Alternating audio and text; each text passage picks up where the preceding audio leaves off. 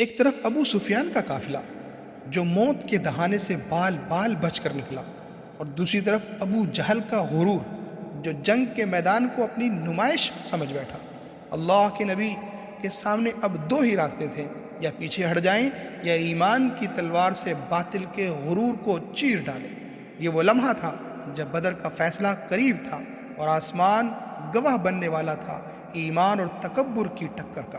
ابو سفیان کا قافلہ شام سے مکہ کی سمت آ رہا تھا، مگر وہ نہایت محتاط، چوکنا اور بیدار تھا۔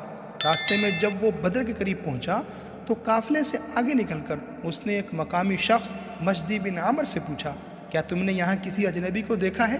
مجدی نے کہا، میں نے تو کوئی لشکر نہیں دیکھا، البتہ دو سواروں کو دیکھا جو پانی بھر کر چلے گئے۔ یہ سوار دراصل مسلمانوں کے تھے۔ ابو سفیان فوراً وہاں پہنچا، زمین پر پڑی اونٹوں کی مینگنیاں اٹھائیں، اور جب ان میں کھجور کی گٹھلیاں دیکھیں تو چونک اٹھا۔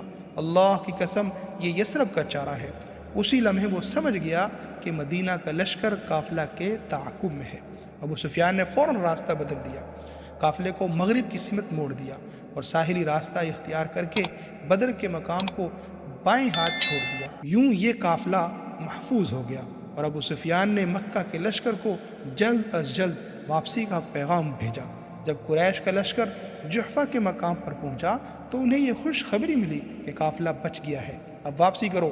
اکثر لوگ یہی چاہتے تھے کہ اب مزید خطرہ مول نہ لیا جائے، مگر ابو جہل، جس کا غرور آسمان کو چھو رہا تھا، غرایا اور بولا، اللہ کی قسم، ہم واپس نہیں جائیں گے، ہم بدر جائیں گے، وہاں 3 دن قیام کریں گے، اونٹ ذبح کریں گے، شراب پئیں گے، لونڈیاں گائیں گی اور پورے عرب کو دکھائیں گے کہ قریش کی طاقت کیا ہے۔ یہ وہ الفاظ تھے جنہوں نے قریش کو ہلاکت کے دہانے پر پہنچا دیا۔ اخنس بن شریک جو بنو زہرہ کا سردار تھا نے سمجھایا کہ واپس چلو، جنگ کی ضرورت نہیں، لیکن کسی نے نہ سنی۔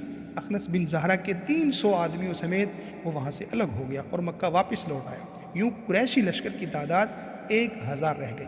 وہ بدر کے قریب پہنچ کر جنوبی دہانے کے ایک ٹیلے کے پیچھے پڑاؤ ڈال کر ٹھہر گیا۔ ادھر مدینے کے راستے میں نبی کریم صلی اللہ علیہ وسلم کو اپنے ذرائع سے یہ اطلاع ملی کہ اب صرف قافلہ نہیں بلکہ مکہ کا پورا لشکر بدر کی جانب بڑھ رہا ہے۔